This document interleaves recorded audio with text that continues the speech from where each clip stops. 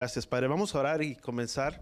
Padre, gracias, Padre Yahweh, te damos en este día. Te pedimos que seas tú quien nos hable, quien nos enseñe, quien nos muestre, Padre Yahweh, tu palabra, que abras nuestro entendimiento, el concepto de tu palabra, y que entre más, Padre Yahweh, entendimiento venga a nuestras vidas, a nuestros corazones.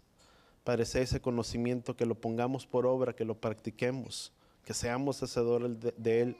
Pero tu palabra también dice que conoceríamos la verdad y la verdad nos haría libre, Padre. Y entre más conocimiento adquirimos y tenemos, mayor es la verdad y la revelación de tu palabra y la libertad que tenemos para conocerla. Gracias, Padre Yahweh, que sea tu mismo Ruach, nuestro guía, nuestro maestro en esta tarde, en el nombre de Yeshua. Y todos decimos amén y amén. Vamos al libro de Levítico, capítulo 9. Parte de esta porción es del libro de Levítico, del capítulo 9 al capítulo 11. Y una de las cosas que vemos al comienzo del capítulo 9 es la consagración del sacerdocio. Me voy a tratar de ir por el tiempo un poco apegado a mis notas que tengo aquí. Una de las cosas que vemos primeramente al comienzo del capítulo 9 es la consagración del sacerdocio y del tabernáculo, el mismo que estaría siendo completado, que tú y yo... Vamos al libro de Levítico capítulo 9, vamos a leer un poquito rápido.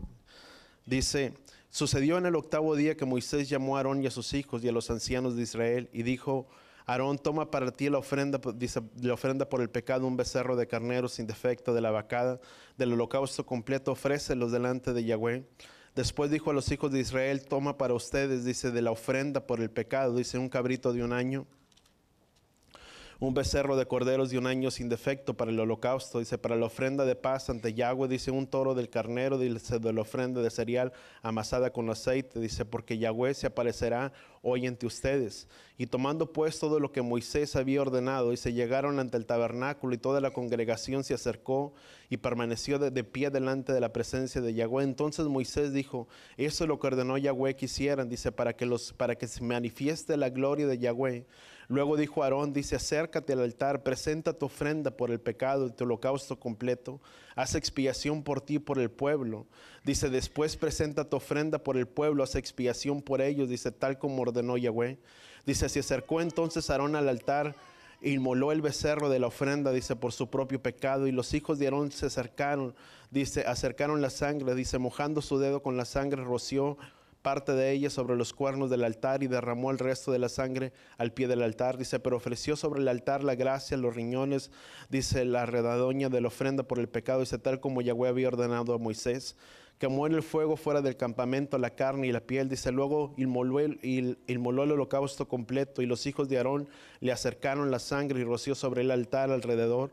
Dice, acercaron también el holocausto completo, y él cortó los pedazos y ofreció sobre el altar la cabeza, después lavó las entrañas, las piernas, y presentó al altar el holocausto completo. Y enseguida presentó la ofrenda por el pueblo, tomando el cabrito de la ofrenda por el pecado del pueblo, lo sacrificó, lo limpió, dice, como el primero, dice, trajo también el holocausto completo y ofreció de acuerdo, dice, como el estatuto. Entonces trajo ofrenda de cereal, llenó su mano en ella, dice, y ofreció sobre el altar, además del holocausto completo de la mañana. Inmoló después también el toro, el carnero, dice, la ofrenda de paz, dice, por el pueblo, y los hijos de Aarón le trajeron la sangre y roció sobre el altar alrededor.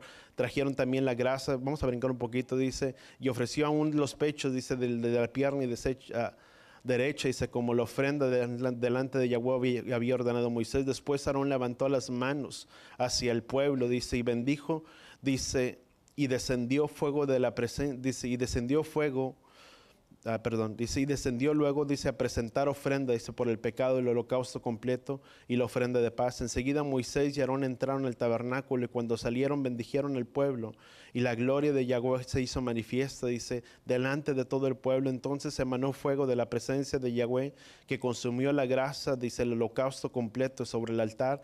Dice, cuando lo vieron, todo el pueblo rindió alabanza, dice, y se postraron sobre sus rostros. Una de las cosas que vemos, voy a trazar un poquito de referencia.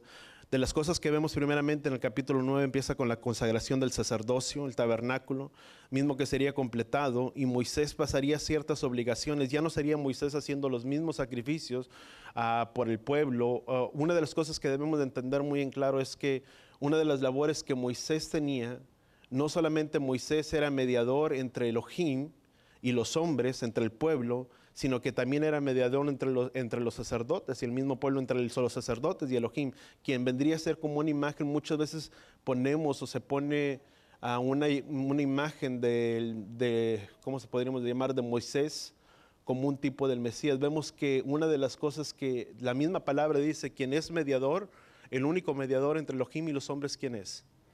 Es Yeshua. Esa era una posición muy similar. Por eso es que dentro de la cultura hebrea o dentro de la cultura judía tienen en muy alto estima el nombre de Moisés, porque se estima que Moisés era como una especie de mediador entre Elohim, cosa que el Yahweh quería hablar al pueblo, lo hablaba a través de quién, a través del mediador que era Moisés, para poder comunicar las palabras al pueblo, y las palabras que deseaba comunicar el sacerdocio las hablaba Moisés para que Moisés fuera un mediador entre el sacerdocio. De la misma manera, hasta que vemos el tiempo en el que vino una consagración, podríamos mirarlo de cierta manera, los consagró y los llama, y ya no sería Moisés ofreciendo los sacrificios, sino que ahora los que estarían ofreciendo los sacrificios delante de la presencia de Yahweh, consagrados, si tú le quieres llamar de esta manera, ya no iba a ser Moisés, sino que ahora ese lugar le iba a pertenecer, ¿quién? Aarón. Era el que iba a ser ahora el que iba a ofrecer los sacrificios, los rituales, la ordenación, los rituales del sacerdocio que aún continuaban. Dice, como estaba instituido en el capítulo 8, y los mismos continuaron, dice, por una semana. Si uno mira en el capítulo 8, y podemos mirar un poquito atrás y ahorita hacemos referencia a algo. En el capítulo 8 vemos que los sacrificios, después de que Moisés los consagró y los apartó en cierta manera y los ungió. Ungir significa no solamente apartar, sino que significa untar o poner aceite. Una de las cosas que Moisés había hecho sobre el sacerdocio, sobre Aarón y sobre los hijos, los había consagrado, los había ungido para estas labores y para estas tareas. Y nos enseña que, nos muestra que eran una serie de rituales, vamos a llamarle de esta manera, repetidos por 7 días, y los mismos eran oficiados por Moisés. No eran por Aarón, porque al final del periodo de la consagración, Aarón y sus hijos no estaban autorizados a comenzar las obligaciones sacerdotales, si tú le quieres llamar, si no es hasta el capítulo 9. Vemos que dentro de los capítulos anteriores o las porciones anteriores del capítulo 1 al capítulo 5, luego del capítulo 6 en adelante, nos hablan acerca de los diferentes holocaustos, de las ofrendas que eran referente, cómo el pueblo debía de venir a presentar cierto tipo de ofrendas. Pero después del capítulo 6 en adelante nos habla de las ofrendas que el pueblo tenía que presentar. Ya no era para el pueblo, sino que era las mismas repetición o las mismas leyes, pero ahora dada ¿para quién? Para los sacerdotes, para que ahora los sacerdotes, por medio de los sacrificios, de los corbán, de las ofrendas que eran presentadas, de alguna manera pudieran acercarse delante de la presencia del Padre, puesto que el pueblo de Israel había pecado. No quiero entrar en ello, había pecado, y una de las maneras que el pueblo podía acercarse era por medio de ¿qué? De los sacrificios. No había de otra manera como poder tener un acercamiento. La palabra corbán viene de la palabra karab, que significa acercamiento, tener o acercarse delante de la presencia de Yahweh, y eso es lo que el pueblo estaba haciendo durante este tiempo. Y vemos que eran las instrucciones dándolas a Moisés, al sacerdocio y a todo el pueblo de qué manera tenían que presentar las ofrendas que eran presentadas delante de Yahweh. Y es muy interesante ver cómo Yahweh utiliza a Moisés como un mediador entre él y el pueblo. Ya lo miramos, y una de las cosas que vemos es que cualquier cosa que Moisés hablara era respaldado bajo un hecho de autoridad por medio de la mano de ¿quién? Por medio de la mano de Yahweh. Cada vez que Moisés en cierta manera hablaba o comunicaba las palabras al pueblo, era por un respaldo que Yahweh mismo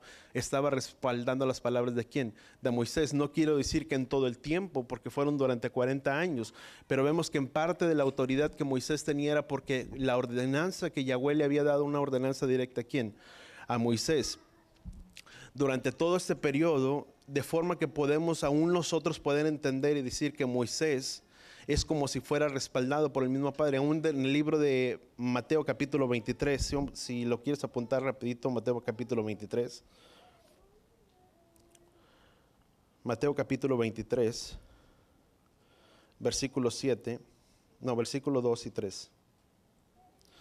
Dice, dice, entonces Yeshua habló, dice, a la muchedumbre de los discípulos, diciendo, dice, los escribas y los fariseos se han sentado en la cátedra de Moisés, de modo que haced, dice, y observar todo lo que los digan, dice, pero no hagan conforme a sus obras, dice, porque ellos dicen y no hacen, dice, atan cargas pesadas y difíciles de llevar y las ponen sobre las espaldas de los hombres, pero que ni ellos mismos pueden con un dedo, dice, pueden moverlas. ¿Qué es lo que el Padre estaba diciendo? Aún vemos que en cierta manera todo lo que Moisés hablaba estaba respaldado ¿por quién? Por una dirección de quién. De tal manera que aún podemos mirar esta cita en el libro de los Evangelios, que el mismo Yeshua dice, porque todo lo que les digan, dice, porque ellos, los escribas y los fariseos, se sientan en la cátedra de Moisés, dice, y todo lo que ellos les digan, dice, háganlo, pero no hagan conforme sus hechos sobre sus acciones. Lo que Yeshua estaba diciendo, todo lo que ellos les digan que esté escrito en la ley de Moisés, hagan.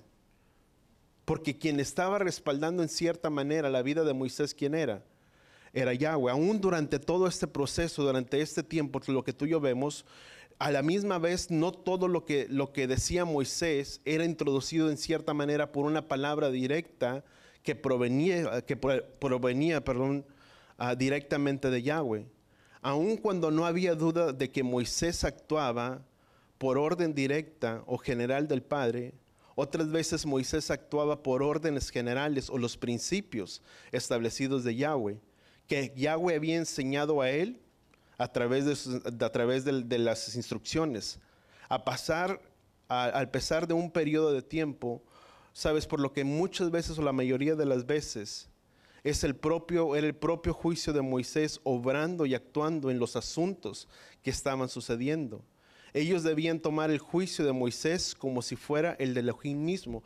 Muchas de las veces cuando tú y yo vemos, no eran palabras directamente provenientes de la vida de Moisés, sino que eran muchas veces por el juicio que Moisés tomaba en ciertos diferentes asuntos. Nos recordamos muchas de las veces cuando Moisés se ponía a juzgar entre un asunto y entre otro, y vino Jetro y le digo, es una carga muy difícil para ti, designa hombres, dice, las cosas más pesadas que vengan y las consulten a ti, y Moisés y esas cosas venían a consultarlas. Sabes, al punto en el que quiero llegar es que Elohim nos va a mostrar muchas veces directamente su voluntad de alguna manera, tan clara su voluntad en asuntos aún de nuestra propia vida, pero algunas otras ocasiones lo será después de habernos enseñado, de habernos mostrado su camino. Muchas de las cosas que Moisés actuaba en su propio juicio era producto de la enseñanza y de la instrucción que había depositado Yahweh en el corazón de ¿quién?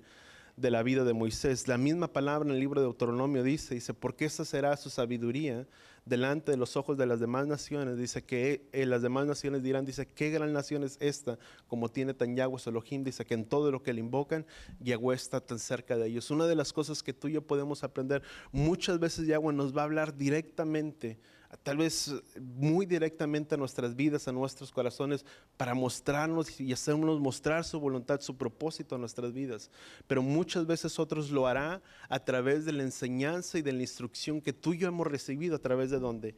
A través de esta palabra, porque esta palabra tiene el poder de traer dirección a nuestras vidas, a nuestro andar, a nuestro caminar. Dice la palabra, dice, lámpara es a mis pies tu palabra y lumbrera mi camino. Sabes, muchas veces, yo compartía con los hermanos el miércoles, pero muchas veces decíamos escuchar una voz tan audible del Padre, que venga como algo que estremezca nuestras vidas, nuestros corazones, y pensamos que si Yahweh no lo hace de esa manera, Yahweh no está hablando a nuestras vidas y a nuestros corazones. Yo compartía con ellos, yo no sé cuántas veces tú hayas escuchado una voz tan directa de la voz del Padre a tu vida y a tu corazón, pero nunca se me va a olvidar el año 2002, casi mediados de marzo, cuando yo tenía alrededor de un año de haberle conocido. Yo me estaba quedando dormido y yo no había ido a la iglesia. Había trabajado, había salido del trabajo, me había ido de la casa, estaba viviendo todavía en la casa de mis papás y estaba dormido bien tranquilo. Y durante el tiempo que era el tiempo del servicio, alrededor de eso de las 12 o 11 de la mañana, me levanté, si tú pudieras decir, como espantado o asustado, porque vino una voz tan audible directamente a mi vida y a mi corazón, el que me dijo, necesitas bautizarte. Y sabes, el Padre siempre nos va a hablar conforme a nuestro entendimiento, a nuestra capacidad de razonamiento, al concepto que tú y yo tenemos. Ahora tú y yo entendemos, bueno, que el hacer bautismo significa lo que es tevilá. Si el Padre me hubiera dicho, necesitas hacer tevilá, yo no hubiera sabido lo que era tevilá, me hubiera quedado en las mismas. Pero el hacer tu compromiso o ese bautismo es de reflejar como lo externo, la marca externa de lo que tú has creído. ¿Por dónde? Por dentro, de afirmar tu compromiso ¿con quién? Con el Padre, de que cuando tú haces tevilá, tú estás haciendo un compromiso de apartar, de consagrar tu vida para los fines y para los propósitos ¿de quién? Del Padre. Y muchas veces el Padre te va a hablar de una manera muy directa. Pero muchas otras veces el Padre te va a hablar a través de su enseñanza, de tu instrucción, que cuando tú y yo la tenemos en nuestras vidas, en nuestros corazones, actuamos por nuestro raciocinio, de nuestro juicio, poniendo por obra lo que hemos entendido a través de la palabra. No sé si me estoy explicando. Que es lo que muchas veces nos enseña y nos guía a tomar las decisiones correctas, no porque sea en mi propio juicio, sino es en base en la instrucción y en la enseñanza que hemos recibido a través de esta palabra. ¿Cuánto lo entendemos? Que podemos tomar decisiones no por criterio propio, ni no por una voz directa que haya venido del Padre a nuestras vidas, a nuestros corazones, sino por la enseñanza y la instrucción recibida de esta palabra. Hebreos capítulo 4 dice: porque la palabra de Yahweh es viva y eficaz y más cortante que toda espada de dos filos, y penetra y discierne los pensamientos y las intenciones ¿de dónde? Del corazón. Esta palabra no habla en tiempo pasado, ni habla en tiempo futuro, pero siempre la pone en tiempo presente. Cuando tú y yo creemos en esta palabra, que es la verdad del Padre hablada y revelada en nuestras vidas, a nuestros corazones, tiene el poder de cambiar y transformar la vida de una persona. Y no solamente de cambiarle, transformar la vida de una persona, sino para poder también traer dirección a nuestras vidas y a nuestros corazones. ¿Cuánto lo entendemos? Porque es real. La palabra dice: porque no me arrepiento del evangelio, puesto que es poder de Elohim para que en él cree. Tal vez la palabra no va a ser tan real para muchos, porque el propósito principal es haber creído el evangelio de las buenas nuevas, de las bienaventuranzas de que el Mesías murió y resucitó ¿por quién? Por nosotros. Dice: pues no me arrepiento del evangelio de la verdad de las buenas nuevas, dice, puesto que es poder de Elohim para el que cree. ¿Cuántos de nosotros creemos en esta palabra? Cuando tú y yo creemos en esta palabra se vuelve real para nuestras vidas. Cuando no pensamos, dice que toda la palabra, dice, de Elohim fue inspirada ¿por quién? Por Elohim. Tú puedes decir, bueno, fue dada a los hombres, y yo cómo puedo saber que los hombres tienen el entendimiento y tienen el concepto correcto, sino que la misma palabra dice que fue inspirada ¿por quién? Por Elohim. No fue que ellos hablaron y escribieron de su propia letra, de su propia mano, y quisieron escribir citas y frases muy elocuentes y que podían llegar a la vida del corazón de una persona. No, sino que fueron inspiradas ¿por quién? Por Él. Dice: porque todo lo que fue escrito en épocas pasadas fue escrito para nuestra enseñanza y para nuestra instrucción, para que a través de ellas obtengamos ¿qué? La esperanza. ¿Cuántos creemos en la palabra del Padre? Sabes, cuando tú y yo creemos en ella, voltea con la palabra, con la persona que está a tu lado, y dile: esta palabra trae esperanza a nuestras vidas y a nuestros corazones. ¿Cuánto lo entendemos? Amén. Entonces, ¿qué dice Deuteronomio capítulo 4, versículo 6? Ya lo decíamos, dice: cuando aplicamos su palabra, no solo nos muestra su sabiduría, sino que mostramos, ¿sabes? Cuando tú y yo guardamos la palabra, y cuando el Padre estaba hablando, dice: y esta será su sabiduría delante de los ojos de las demás naciones. Cuando tú y yo guardamos y aplicamos la palabra en nuestras vidas, en nuestros corazones, no solamente nos estamos volviendo sabios o entendidos en la palabra, sino que esta misma palabra, cuando tú y yo la aplicamos en nuestras vidas, somos hacedores de esa palabra. Tú y yo, a través déjame ponerlo en términos que podamos entenderlo. Cuando tú y yo la aplicamos y la vivimos, tú y yo podemos mostrar la imagen correcta de un Elohim que es vivo en medio de un mundo que está tan perdido.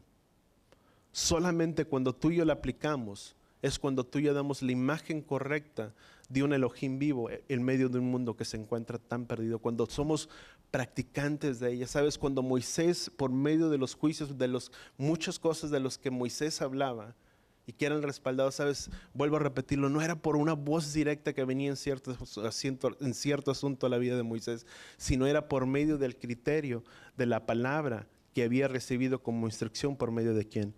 Por medio del Padre. Tú y yo también tenemos que aprender a hacer lo mismo. Que cuando tú y yo la aplicamos, la vivimos, tú y yo podamos tomar el juicio correcto en nuestras vidas, en nuestros corazones, poder tomar una dirección buena conforme al propósito, conforme a la voluntad de Yahweh, pero que no solamente al tomarla y al hacerla, pero también estamos mostrando la imagen de Yahweh en medio de un mundo que se encuentra tan corrompido. ¿Cuántos decíamos ser luz en medio? Dice la palabra, dice, así brille vuestra luz en medio de los hombres para que vean vuestras buenas acciones y ellos también glorifiquen a vuestro Padre que está en los cielos.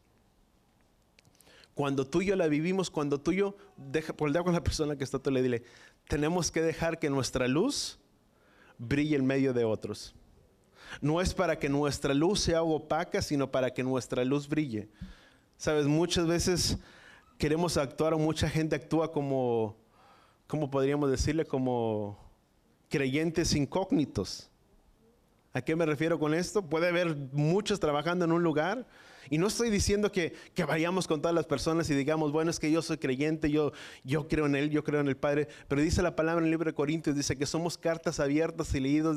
Y decía Pablo, dice, porque dice, ¿acaso necesitamos carta de recomendación? Dice, para recomendarnos a nosotros mismos. Dice, puesto que ustedes son nuestra carta de recomendación. Dice, carta escrita y leída delante de todos los hombres, escrito con tinta ¿de quién? Del Ruach HaKodesh. No es por lo que hablamos, no es por lo que decimos, no es porque yo puedo decir, bueno, es que yo soy creyente, yo amo al Padre. No puedo decir muchas cosas, pero no es por lo que hablo, no es por lo que digo, sino es por lo que se verá reflejado, por mis acciones, por mis hechos que se ven reflejados, que la gente mirará, no por lo que digo, sino por lo que se ve a través de nuestras vidas. ¿Cuánto lo entendemos? Muchas gentes, Yeshua dice, porque este pueblo con sus labios me honra, pero sus corazones están muy lejos de mí. Y yo te puedo decir que soy muy amoroso, o que soy esto, que soy lo otro. Pero al final de cuentas el juicio, no quiere decir el juicio, dice, pero quien determina eso no es lo que yo digo, sino es lo que tú puedas mirar a través de quién, de mi vida. Y eso tiene mucho que ver con lo que tú y yo hablamos y con lo que tú y yo decimos. Porque nuestras palabras deben ir de acuerdo a qué, a nuestras acciones, porque si no hay una incongruencia en lo que hablamos, en lo que decimos, pero en lo que son nuestros hechos y nuestras acciones. Vamos al capítulo 8 del libro de Levítico. Levítico capítulo 8. Y vamos a empezar. Si vemos, una de las cosas que hablan fueron los primeros, el octavo día, el mismo que se refiere a cuando el sacerdocio va a ser autorizado en el capítulo 9. Podríamos decir su investidura o su graduación del sacerdocio para llevar a cabo los rituales ordenados por Yahweh dentro del tabernáculo. Vemos que Moisés tomó el aceite, ungió a Aarón y a sus hijos. Fueron consagrados, llegó el momento de presentarlos, o de presentarse dentro del octavo día delante de ellos, delante de los ancianos. Que la palabra ancianos no habla en cierta manera de personas de edad, sino que habla de liderazgo, en cierta manera, vamos a decirlo, podríamos hablar mucho, pero habla acerca de liderazgo. No hablaba a todo el pueblo de Israel, sino que dice que habló a los ancianos hablando de un lugar de cierto rango de autoridad o de investidura delante de todo el pueblo, y que fueron ungidos delante de todos ellos, fueron funcionarios, si tú puedes mirarlo, que fueron presentados para esa función. La unción, sabes, muchas veces, una de las cosas que Pastor Hugo siempre decía, dice, porque la unción siempre preside. Siempre va a presidir la unción. Podemos saber hacer las cosas, podemos llevarlas o saberlas llevar a cabo, pero siempre tiene que ir la unción de respaldo en nuestras vidas. Antes de que Aarón y el sacerdocio pudieran ofrecer los holocaustos y todas las demás cosas, una de las cosas que primeramente tuvo que presidir fue la unción en medio del sacerdocio. ¿Por qué? Porque el ungirlo los estaba separando y consagrando para un fin y con un propósito, di conmigo, específico para la labor que ellos estaban siendo llamados. Si bien podemos entender que sin unción no hay función, también podemos entender que sin preparación no hay función. ¿Sabes? Antes de función, di conmigo, antes de función es primero preparación. Si tú miras la vida de los discípulos no no fueron investidos por el poder de lo alto, y una vez que fueron investidos por el poder de lo alto, empezaron a hacer prodigios y milagros. Fueron investidos con el poder de lo alto, pero una vez que llevaron un tiempo de preparación, 3 años caminando a la vida del Mesías, de Yeshua, para que una vez después de ese tiempo de preparación pudieran estar capaces y aptos para ejercer la función que estaban haciendo llevados. Y cuando fueron investidos por el poder de lo alto, dice que fueron, si tú le quieres llamar, ungidos por el poder de ¿quién? De lo alto. Y en aquel momento Pedro exclamó un gran mensaje y un gran sermón, y en ese gran sermón fueron alrededor de 3,000 personas las que se convirtieron.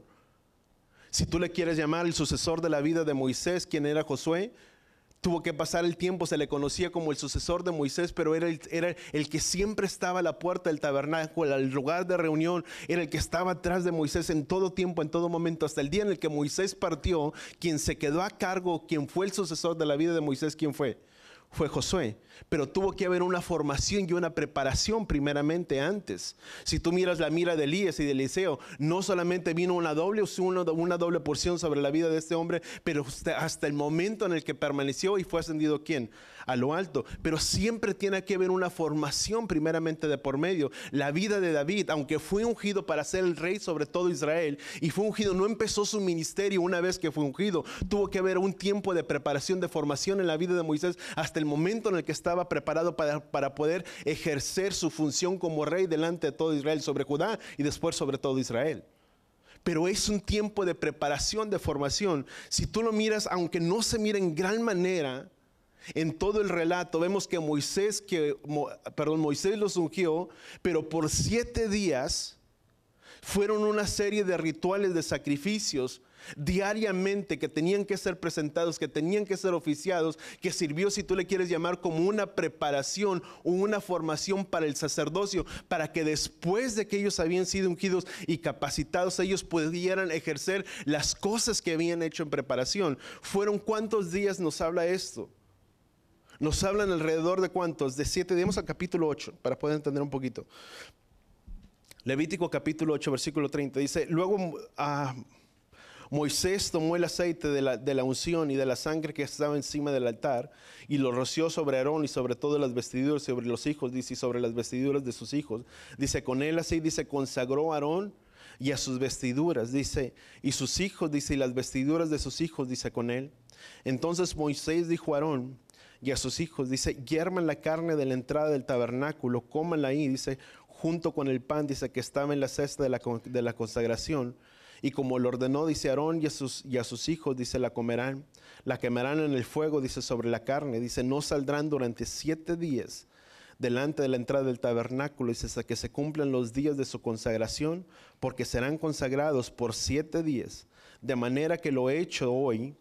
Así ordenó Yahweh, dice, para hacer expiación por ustedes. A la entrada del tabernáculo permanecerán día y noche durante 7 días. Y guarden la ordenanza de Yahweh, dice, para que no mueran, dice, porque así se me ordenó. Dice, y Aarón y sus hijos hicieron todas las cosas, dice, que Yahweh les había ordenado por medio de Moisés. Pero fueron una preparación, si tú le quieres, una serie de rituales. ¿Por cuánto tiempo? 7 días. Los tomó, los consagró, los preparó para que hicieran sacrificios hasta el día de su investidura o de su consagración, hasta el día que estuvieron preparados delante del Padre.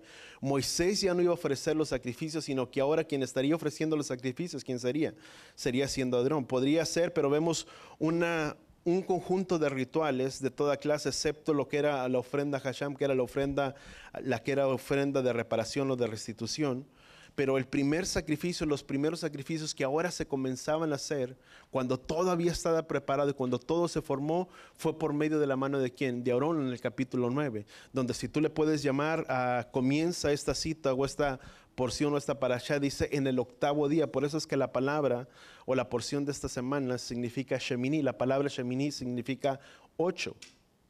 Ahora, si bien podemos entender el número 7, y no hablamos de numerología ni de tantas cosas, pero hablando muy bíblicamente, el número 7 representa muchas cosas.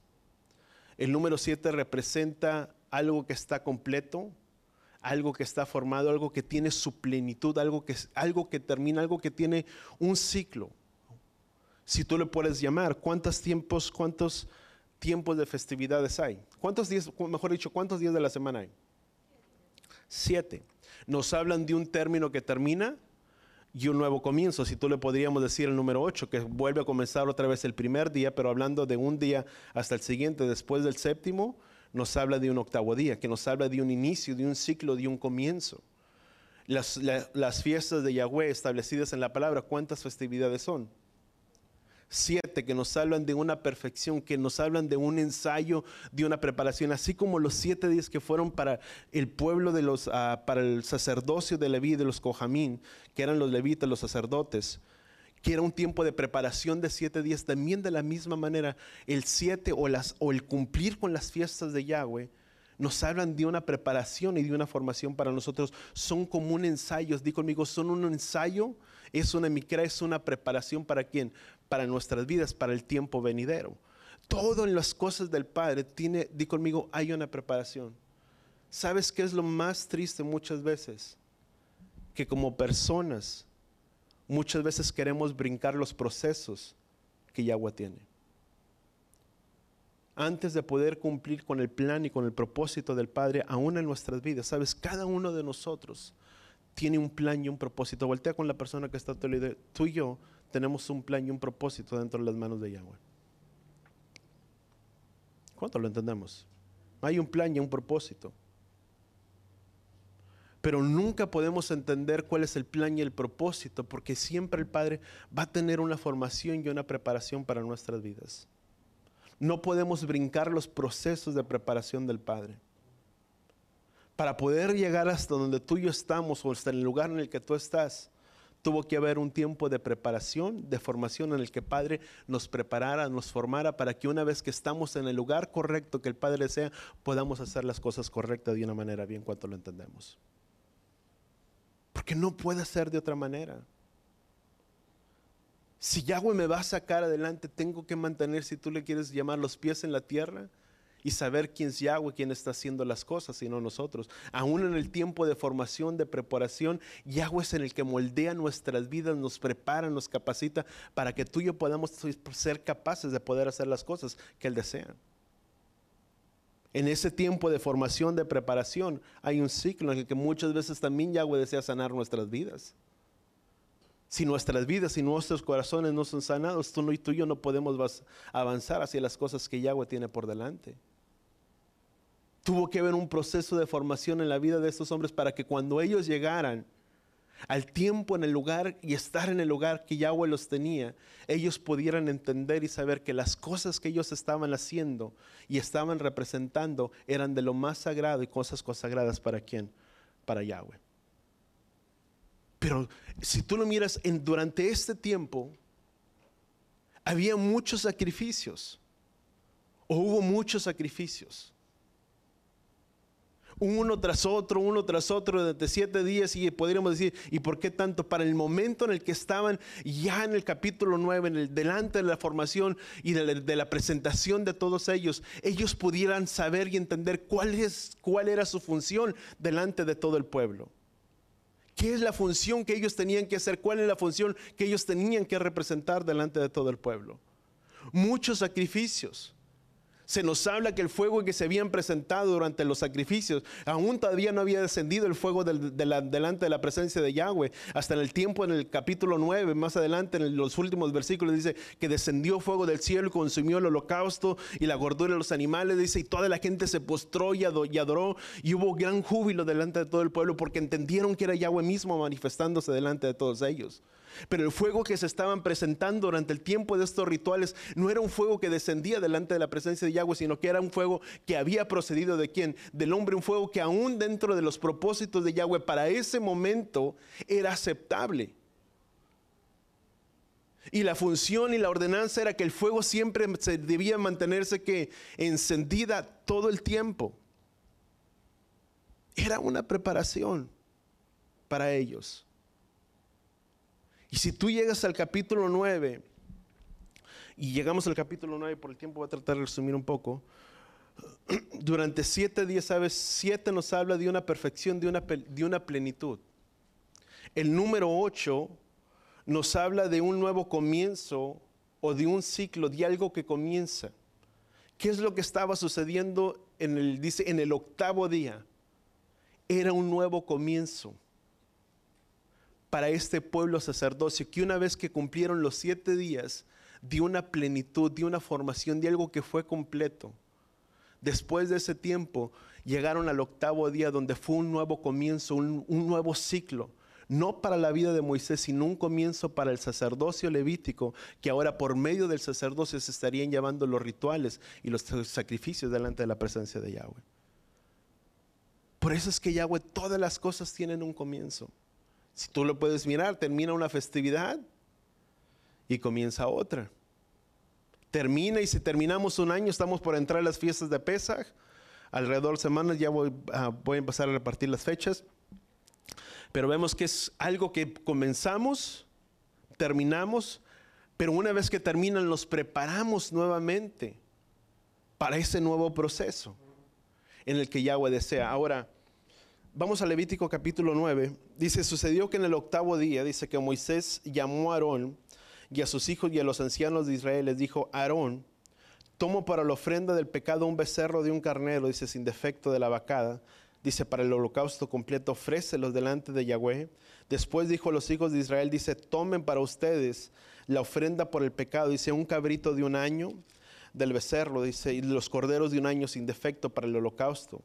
Para la ofrenda de paz, dice, ante Yahweh, dice, un toro de un carnero, dice, una ofrenda de cereal amasada, dice, con aceite, dice, porque Yahweh aparecerá hoy ante ustedes, dice, y tomando pues todo lo que Moisés les había ordenado, llegaron ante el tabernáculo, y toda la congregación, dice, se acercó y permaneció de pie delante de la presencia de Yahweh. Entonces Moisés dijo, esto es lo que Yahweh ha ordenado que hicieran, dice, para que se manifieste la gloria de Yahweh.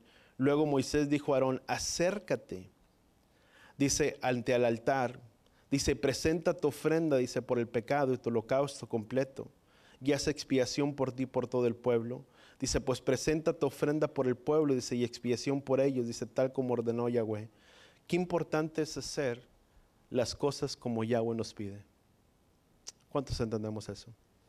Si tú y yo vemos el tiempo de la vida de Moisés, yo me pongo a pensar, muchas veces me gusta pensar y mirar las cosas que tú y yo vemos y leemos, pero vemos que el pueblo había recibido una preparación. Moisés durante siete días.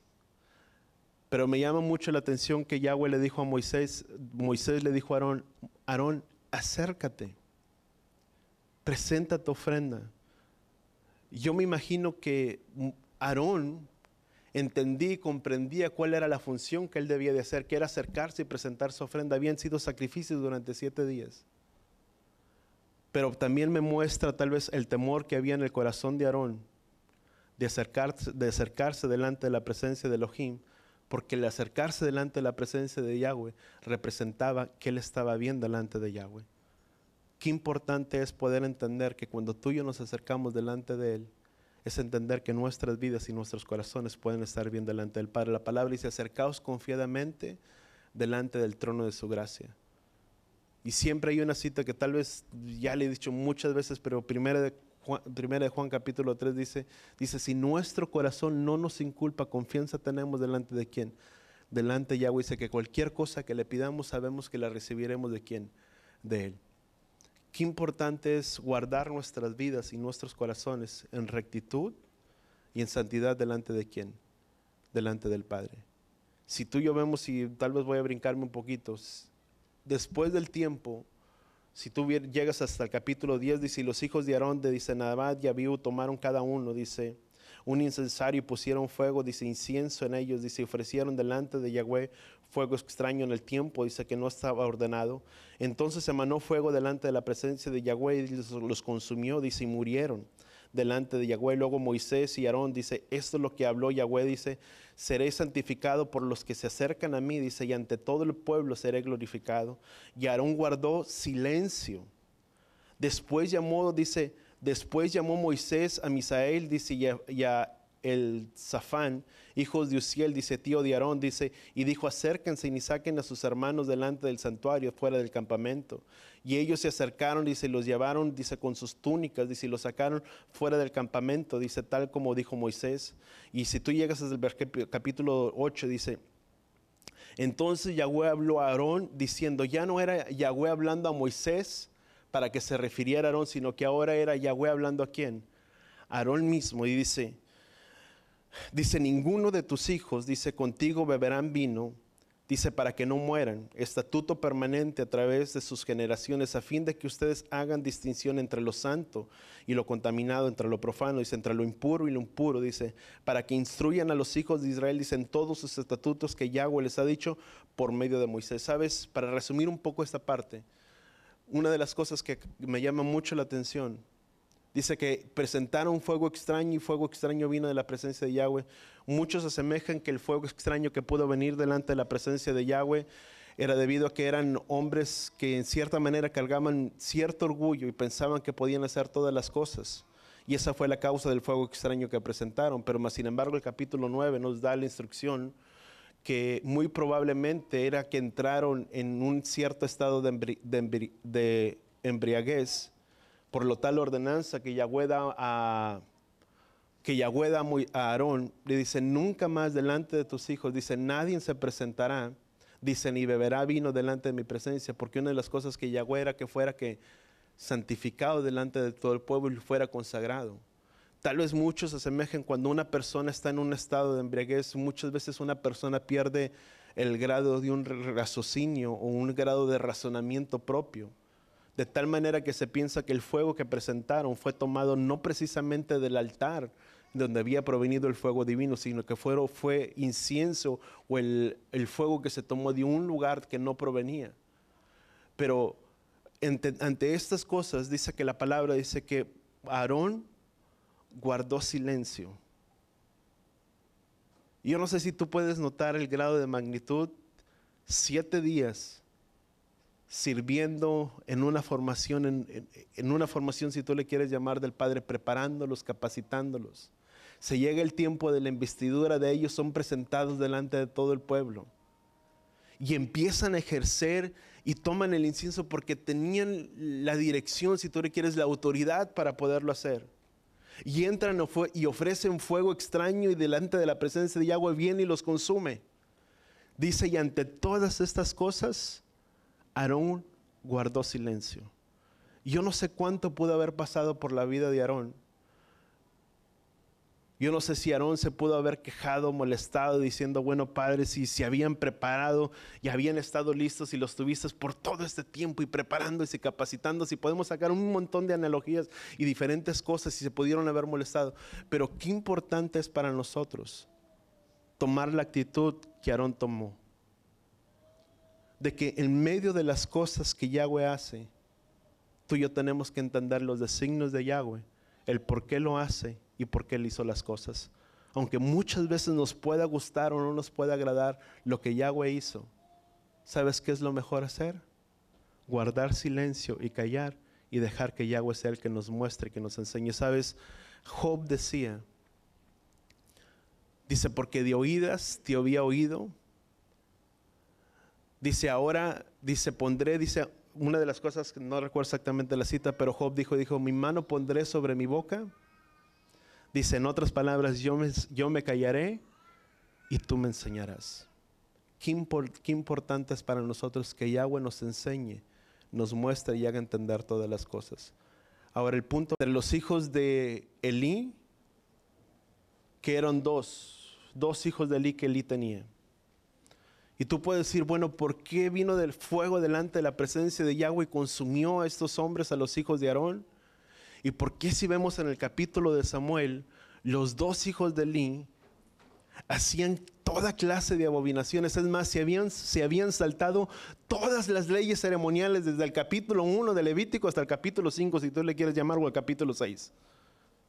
Y hacían toda clase de abominaciones, tomaban de las ofrendas que aún no les pertenecía a ellos, tomaban y comían de ellas, de las grosuras, de las ofrendas que eran de paz, que eran ofrecidas delante de Yahweh, que no les estaba permitido comer de ellas.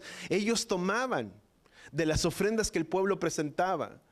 Y vinieron delante del pueblo, delante del sacerdote Elí, le dijeron, Elí, dices que estamos cansados de mirar que tus hijos hacen toda clase de abominaciones y tú ni les dices nada.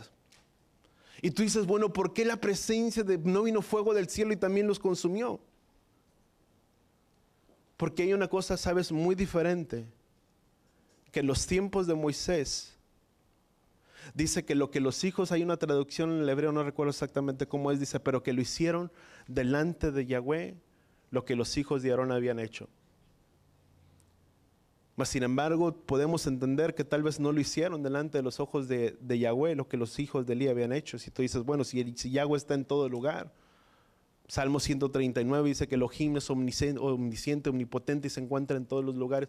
Pero ¿sabes cuál era la diferencia? Que aunque Elohim está en todos los lugares, no en todos los lugares manifiesta su presencia. Aunque Él es omnisciente, omnipotente, Él no manifiesta su presencia, es palpable, que tú la puedes sentir en todo lugar. Aunque estaba el templo y hacían toda clase de abominaciones, ¿sabes? Un pecado, ¿sabes qué es lo que sucedió? Que entre más pecado hacían los hijos de Elí, dice el libro de Isaías capítulo 4, versículo 9 y Isaías capítulo 24, versículo 2, dice que tal como es el sacerdote, así es el pueblo. ¿Sabes? El pueblo comenzó a pecar porque ellos miraron que los hijos de Elí pecaban. Y si así ellos hacen estas cosas, pues también nosotros podemos hacerlo. Por eso es que dice la misma palabra, dice que él dice, hay de los pastores que no han enseñado en mi pueblo a hacer discernimiento entre lo santo y lo profano. Habían contaminado todas las prácticas. Pero ¿sabes cuál era la mayor diferencia? Que la presencia de Yahweh ya no estaba en el tabernáculo, en el lugar de reunión. Era un tiempo donde la presencia de Yahweh había escaseado.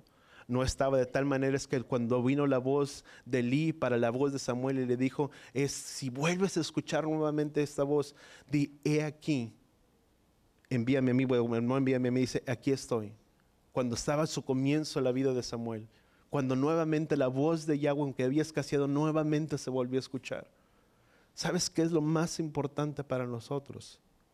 Que tú y yo tenemos que aprender a valorar la presencia de Yahweh. Que cuando su presencia se hace manifiesta en nuestras vidas y en nuestros corazones, valorarla.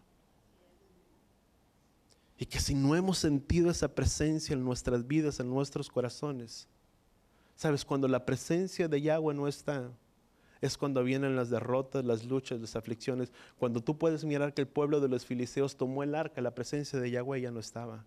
Si no, Yahweh no lo hubiera permitido. Cuando el pueblo tenía victoria, era porque Yahweh se hacía presente, que Yahweh estaba con ellos. Cuando Israel tenía victorias. Cuando muchas veces vienen derrotas a nuestras vidas, es porque muy probablemente tal vez hemos perdido la presencia de Yahweh en nuestras vidas. Y nuestro propósito, voltea con la persona que está a tu lado, es buscar y valorar su presencia en nuestras vidas. De valorarla y atesorarla y no dejar que esa presencia se vaya de nosotros. ¿Cuánto lo entendemos? Amén. Vamos a orar ahí donde estamos. Padre, gracias, Padre Yahweh, te damos por este tiempo, por tu palabra, por tu instrucción, Padre Yahweh, en nuestras vidas, en nuestros corazones. Padre Yahweh, en el nombre de Yeshua, ayúdanos a hacer la imagen, Padre Yahweh, correcta tuya, Padre, del Elohim invisible, en medio de nuestras vidas, en medio de los que nos rodean. Que al guardar tus principios, tus estatutos, podamos emanar, Padre Yahweh, tu imagen en nuestras vidas. Que cuando nos vean a nosotros, Padre Yahweh, no nos vean a nosotros, sino que te miren a ti. Que tú seas exaltado en medio de todos los hombres, Padre Yahweh, te lo pedimos. Que podamos valorar, Padre Yahweh, tu presencia en nuestras vidas, en nuestros corazones. Que podamos valorarla. Que podamos hacerla nuestra, Padre Yahweh. Que cuando podamos sentir tu presencia manifiesta en este lugar, Padre Yahweh. Tu presencia, si en los tiempos del sacerdocio y tu presencia no se manifestó, es porque el pueblo, el sacerdocio estaba tan corrompido y tu presencia, tu santidad, Padre Yahweh, no se encontraba en ese lugar. Pero que cuando tú manifiestas tu presencia, manifiestas sobre este lugar en nuestras vidas, en nuestros corazones, que podamos valorarla porque hemos caminado en rectitud, en santidad, Padre Yahweh, en una vida de santidad que a ti te agrada, Padre Yahweh, en el que tú puedes manifestar tu gloria y tu presencia en nuestras vidas. Que podamos caminar, Padre Yahweh, en rectitud y en santidad, Padre Yahweh, delante de ti, en la que tu presencia sea manifiesta.